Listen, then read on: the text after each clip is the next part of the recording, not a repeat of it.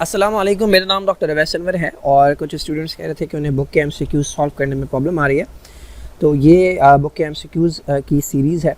Chapter number 1 है हमारे पास homeostasis, और ये बुक के चैप्टर के एंड में जो एमसीक्यूज़ दिए हुए वो हैं। ना क्वेश्चन नंबर 1 है कि the capacity of a living system to lose water is. तो ये एग्जैक्ट लाइन है जो कि बुक के अंदर से निकाली गई है। इसका करेक्ट आंसर है वाटर पोटेंशियल। अच्छा, अब ये वाटर पोटेंशियल होता है क्या है? तो बेसिकली आसान अल्फाज में ये समझें कि फ्री जो प्योर जो वाटर होता है उसके अंदर जितने भी वाटर के मॉलिक्यूल्स होते हैं उनके अंदर जो एनर्जी होती है उसे हम वाटर पोटेंशियल का नाम देते हैं। तो जितने ज़्यादा वाटर के मॉलिक्यूल्स फ्री होंगे उतना ज़्यादा उनमें एनर्जी होगी टू डू वर्क। वाटर का काम होता है फ्लो करना। तो वाटर के जितने मॉलिक्यूल्स आज़ाद होंगे, जितने मॉलिक्यूल्स फ्री होंगे, उतनी ज़्यादा उनमें एनर्जी होगी और उतना ज़्यादा वो फ्रीली फ्लो कर सकते हैं ना। जैसे जैसे आप किसी वाटर के अंदर सॉल्यूट ऐड करते जाते हैं, उस वाटर के मॉलिक्यूल्स जो हैं वो कैद होते जाते हैं। सॉल्यूट के पार्टिकल्स जो हैं उन्हें कैद कर लेते हैं, उन्हें रोक लेते हैं अपने पास। तो अब वाटर के मॉलिक्यूल्स कम आज़ाद हैं, तो वाटर का जो पोटेंशियल है, वाटर के अंदर जो एबिलिटी है फ्लो करने की, वो डिक्रीज़ होती है। तो हम कहते हैं प्योर वाटर का जो वाटर पोटेंशियल होता है वो मैक्सिमम होता है, और मैक्सिमम के लिए ज़ीरो का नंबर जो है वो असाइन किया गया है। और जैसे जैसे किसी वाटर के अंदर सॉल्यूट ऐड होता जाता है, वाटर पोटेंशियल डिक्रीज़ होता जाता है। ऑस्मोटिक प्रेशर जो है ये बेसिकली हमारे पास जो ऑस्मोटिकली एक्टिव पार्टिकल्स होते हैं, जो भी सॉल्यूट के पार्टिकल्स होते हैं, उनकी वजह से जो प्रेशर होता है वो ऑस्मोटिक प्रेशर कहलाता है। तो किसी भी सोल्यूशन के अंदर जितना ज़्यादा सॉल्यूट होगा उतना ज़्यादा उस सोल्यूशन का ऑस्मोटिक प्रेशर होता है। ऑस्मोसिस एक ऐसा प्रोसेस है कि जिसके अंदर वाटर के मॉलिक्यूल्स मूव करते हैं जहाँ वो ज़्यादा हैं वहाँ से कम की तरफ, ठीक है, through a semi permeable membrane. और प्लाज्मोलाइसिस जो है ये वो प्रोसेस होता है जिसके अंदर वाटर को जब आप किसी भी कॉन्सेंट्रेटेड सोल्यूशन के अंदर रखते हैं, या वाटर को कह रहा हूँ, सेल को जब आप किसी कॉन्सेंट्रेटेड सोल्यूशन के अंदर या हाइपरटोनिक सोल्यूशन के अंदर रखते हैं, तो उस सेल के अंदर से जितना भी वाटर है वो बाहर चला जाता है, तो साइटोप्लाज्म श्रिंक हो जाता है। That process is called plasmolysis. Now, the net movement of molecules remain in equilibrium when a cell is placed in. अच्छा, अब ये हमारे पास जो टर्म्स है, हाइपरटोनिक है, आइसोटोनिक है, ये बेसिकली कॉन्सेंट्रेशन की टर्म्स है। अगर हमारे पास एक ऐसा सोल्यूशन है, जब भी ये तीनों टर्म्स इस्तेमाल की जाती हैं तो आप किसी दो सोल्यूशन को कंपेयर कर रहे होते हैं। तो आपके पास ये एक सोल्यूशन है और ये दूसरा सोल्यूशन है। इस सोल्यूशन के अंदर सपोज कर लें 10 मॉलिक्यूल्स जो हैं वो सॉल्यूट के हैं और 100 मॉलिक्यूल्स जो हैं वो वाटर के हैं। इस सोल्यूशन के अंदर 5 मॉलिक्यूल्स जो हैं वो सॉल्यूट के हैं और 100 मॉलिक्यूल्स जो हैं वो वाटर के हैं। तो किस सोल्यूशन के अंदर ज़्यादा सॉल्यूट है इसमें? तो ये वाला सोल्यूशन, इसको मैं ए का नाम दे देता हूँ, ये वाला सोल्यूशन जो है ये कॉन्सेंट्रेटेड है और ये वाला सोल्यूशन जो है ये डाइल्यूट है, ठीक है ना। अब मैं अगर इन दोनों को कंपेयर कर रहा हूँ एक दूसरे से, तो मैं कहूँगा ये वाला सोल्यूशन जो है, सोल्यूशन ए, ये है हाइपरटोनिक, कॉन्सेंट्रेटेड है, यानी ये हाइपरटोनिक है as compared to this one. तो solution A is hypertonic as compared to solution B. अब अगर मैं इन दोनों को आपस में कनेक्ट कर दूँ और इनके दरमियान एक मेम्ब्रेन लगा दूँ कि जिसके थ्रू सॉल्यूट नहीं गुजर सकता, तो वाटर मूव करेगा जहाँ वाटर ज़्यादा है वहाँ से वाटर कम की तरफ। अब इसमें आपको लग तो रहा है कि दोनों तरफ वाटर जो है वो बराबर है, बट यहाँ पर वाटर के मॉलिक्यूल ज़्यादा हैं एज़ कम्पेयर टू दिस। कैसे?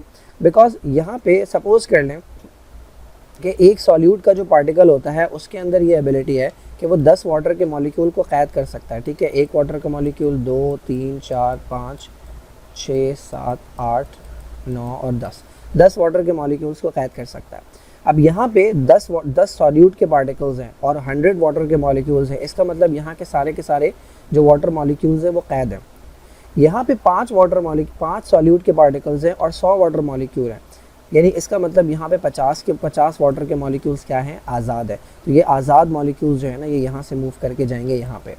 तो वाटर हमेशा मूव करता है हाइपो से हाइपर। मैंने कहा ये वाला हाइपर है, ये वाला हाइपो है, तो वाटर हाइपो से हाइपर जा रहा है। अब इन्होंने सवाल क्या पूछा है? अच्छा, इस सिनेरियो के अंदर जब आप देखेंगे तो मूवमेंट ऑफ मॉलिक्यूल आपको नज़र आएगी, नेट मूवमेंट जो होगी वो बी से ए की तरफ होगी। ये क्या कह रहे हैं कि आप वो सिचुएशन बता दें कि जब नेट मूवमेंट मॉलिक्यूल जो हो वो इक्विलिब्रियम में आ जाए। इक्विलिब्रियम का मतलब यह है कि जितनी मूवमेंट यहाँ से यहाँ हो रही हो उतनी ही मूवमेंट यहाँ से यहाँ पर भी हो रही हो। तो ये तब होता है जब आप सेल को रखते हैं आइसोटोनिक सोल्यूशन के अंदर। यानी आइसोटोनिक का मतलब यह है कि सेल के अंदर की जो कॉन्सेंट्रेशन है और सोल्यूशन की जो कॉन्सेंट्रेशन है वो बराबर है। तो जितने मॉलिक्यूल अंदर से बाहर जाएंगे उतने ही मॉलिक्यूल बाहर से अंदर आएंगे। तो ये हमारे पास तब होता है जब आइसोटोनिक सोल्यूशन में सेल को रखा जाता है। ना plants growing in salt marshes they are termed as, तो सॉल्ट वाले जो प्लांट्स होते हैं, सॉल्ट वाली ज़मीन में जो प्लांट्स होते हैं, they are called halophytes. Halo का वर्ड आपने हेलोजेंस के अंदर भी सुना है। हेलोजेंस वो एलिमेंट्स होते हैं जो सॉल्ट प्रोड्यूस करता है। बाकी हाइड्रो का वर्ड वाटर के लिए इस्तेमाल होता है, तो ये पानी के अंदर वाले हैं। मीज़ो का मतलब मॉडरेट होता है, ये ऐसी ज़मीन में रहते हैं जहाँ पे दरमियाना अमाउंट पानी का होता है, ना बहुत कम ना बहुत ज़्यादा। और ज़ीरो का मतलब ड्राई होता है, ये ड्राई प्लेसेस में पाया जाता है।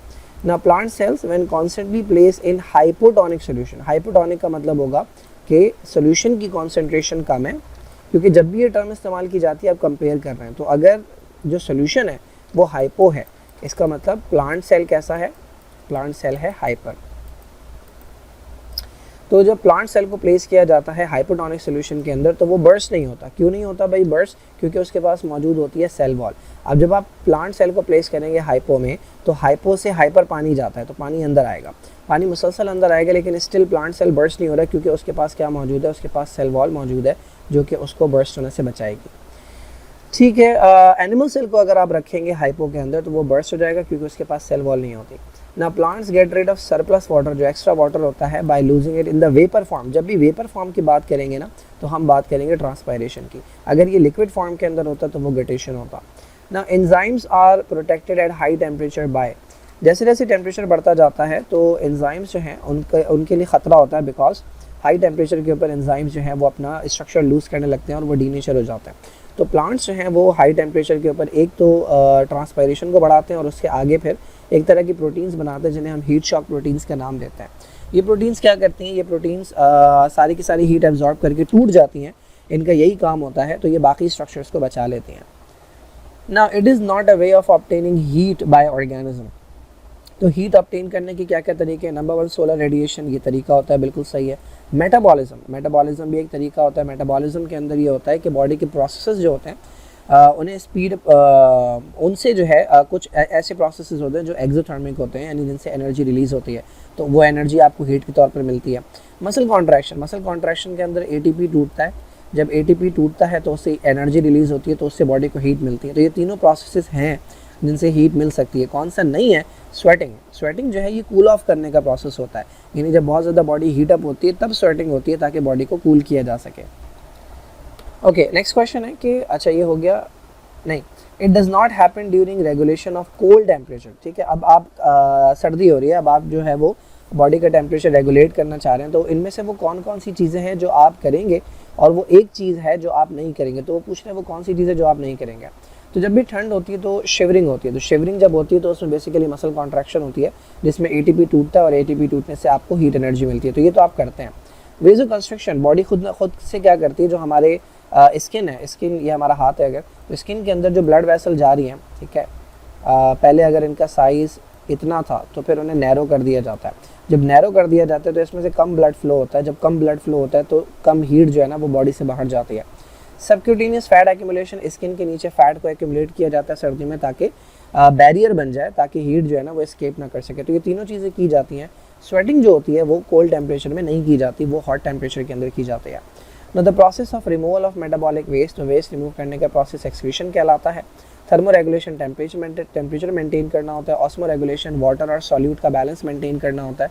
और होम्योस्टेसिस जो है, ये इन तीनों को मिलाकर हम कहते हैं बॉडी का इंटरनल जो सिस्टम है, बॉडी का जो इंटरनल एनवायरनमेंट है उसमें चेंज ना आने देना।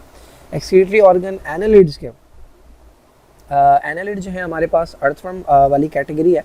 फाइलम एनालिड जो सेगमेंटेड वर्म्स होते हैं, तो इनके अंदर जो एक्सक्रीटरी स्ट्रक्चर होता है वो नेफ्रीडिया होता है, जो कि एक ट्यूब होती है जो हर डब्बे के अंदर रिपीट हो रही होती है।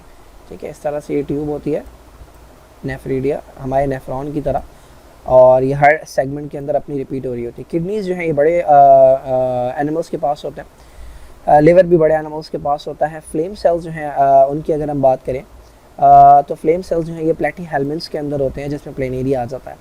Hormone involve in the reabsorption of water from the kidney, तो बॉडी के अंदर जब वाटर की कमी होती है, फॉर एग्जांपल आपने रोज़ा रखा है, तो जैसे जैसे वक्त गुजरता जा रहा है, अफ्तारी की तरफ आप जा रहे हैं, तो वाटर की कमी होती जा रही है। तो अब इस जितना वाटर जो है वो बॉडी के अंदर है उसे बचाना है, तो यूरिन में जाने नहीं देना। तो ADH जो है ना, ये वाटर की रीअब्जॉर्प्शन करवाता है किडनी से, ताकि मैक्सिमम वाटर की रीअब्जॉर्प्शन हो और कम से कम जो है ना वो यूरिन में जाए। दैट इज़ वाई यूरिन जो है वो कॉन्सेंट्रेटेड होता है, गाढ़ा होता जाता है। एल्डोस्टेरोन जो ये सोडियम की रीअब्जॉर्प्शन करवाता है, पैराथॉर्मोन कैल्शियम की रीअब्जॉर्प्शन करवाता है। The most abundant component of urine, तो यूरिन के अंदर सबसे ज़्यादा पाई जाने वाली चीज़ जो है वो वाटर होता है ना। Which the following is called thermostat the body. Thermostat वो है जो कि टेम्परेचर मेंटेन करने में हेल्प करता है, टेम्परेचर को रेगुलेट कर रहा होता है। तो वो बॉडी ब्रेन का एक पार्ट है जिसे हम हाइपोथैलेमस कहते हैं।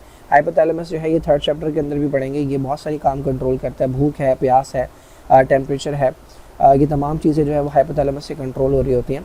तो ये थर्मोस्टेट कहलाता है। जैसे ये सेंस करता है कि बॉडी का टेम्परेचर जो है या इन्वायरमेंट के अंदर जो टेम्परेचर है वो बहुत ज़्यादा हो रहा है या बहुत कम हो रहा है, तो ये वो तमाम काम करते हैं जो आप थर्मो रेगुलेशन के अंदर पढ़ते हैं। पिट्यूटरी ग्लैंड जो है हमारे पास, इसके डिफरेंट फंक्शंस हैं। ये ग्लैंड के अंदर आता है। एड्रिनल ग्लैंड के डिफरेंट फंक्शंस हैं। किडनीज़ जो है ना ये एक्चुअली ग्लैंड्स के अंदर आती नहीं है, बट अगेन किडनी से एक तरह का हार्मोन रिलीज़ होता है जो कि आपकी बॉडी के अंदर नहीं है। उसका नाम है एरिथ्रोपोइटिन, ठीक है। बट इनका जो है वो थर्मोस्टेट के अंदर या बॉडी के टेम्परेचर को रेगुलेट करने में रोल नहीं है ना। Mammals lacking sweat glands they promote heat loss slow. तो जब बॉडी का टेम्परेचर बढ़ने लगता है तो जिस तरह प्लांट्स के अंदर ट्रांसपायरेशन बढ़ती है, ट्रांसपायरेशन के अंदर क्या होता है, वाटर जो है ना वो लिक्विड से वेपर में कन्वर्ट होता है। तो इसके लिए एनर्जी लगती है, वेपर, इसके लिए एनर्जी लगती है। तो वो एनर्जी कहाँ से आती है, जो प्लांट की बॉडी के अंदर जो हीट है वो यूटिलाइज होती है। यही सेम काम जो है हमारा स्वेटिंग के अंदर होता है। स्वेटिंग के अंदर वाटर निकलता है, वाटर जो है वो फिर एवापोरेट हो जाता है। तो ये किया जाता है ताकि बॉडी को कूल किया जाए। अब अगर किसी के पास स्वेट ग्लैंड्स ही नहीं है, यानी स्वेट प्रोड्यूस करने वाले ग्लैंड्स ही नहीं है, तो वो क्या करेंगे, तो वो एक प्रोसेस करते हैं जैसे हम कहते हैं पैंटिंग, जिसके अंदर बड़ा सा मुंह खोल के बहुत तेज़ से जो है वो सांस बाहर छोड़ते हैं। तो जब सांस बाहर जाती है तो वो गर्म होती है क्योंकि वो बॉडी की हीट लेकर जाती है। हाइबरनेशन जो है ये एक ऐसा प्रोसेस होता है जिसके अंदर एनिमल्स जो हैं वो cold temperature, extreme cold temperature से बचने के लिए मिट्टी के अंदर चले जाते हैं सर्दियों में, ताकि जो है वो टेम्परेचर को अवॉइड किया जाए। सिमिलरली गर्मियों के अंदर ये काम करे तो एस्टिवेशन कहलाता है। Normal set point of human body temperature तो ये 37 डिग्री सेल्सियस होता है, ठीक है, 37 डिग्री सेल्सियस। तो देखें 37 ये भी है, 37 ये भी है, बट ये फ़ारेनहाइट में है। फ़ारेनहाइट में 37 नहीं होता। अच्छा, यहाँ अगर देखें तो 98.6 तो होता है, बट वो सेल्सियस नहीं होता, वो फ़ारेनहाइट होता है। ये याद रखना है यूनिट के साथ। So this is it. These are the questions from the first chapter.